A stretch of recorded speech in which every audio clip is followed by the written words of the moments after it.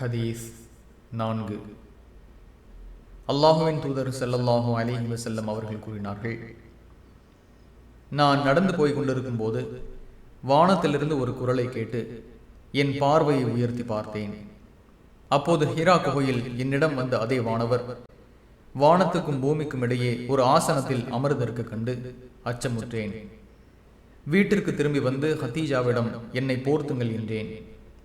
அப்போது, போர்வை போர்த்தியவரே, எழுவீராக, மக்களுக்கு எச்சரிக்கை செய்வீராக என்ற 24வது அத்தியாயம் முதல் வசனம் தொடங்கி அசுத்தங்களை விட்டு ஒதுங்கி விடுவீராக என்பது வரை 5 வசனங்களை இறைவன் அருளினான்.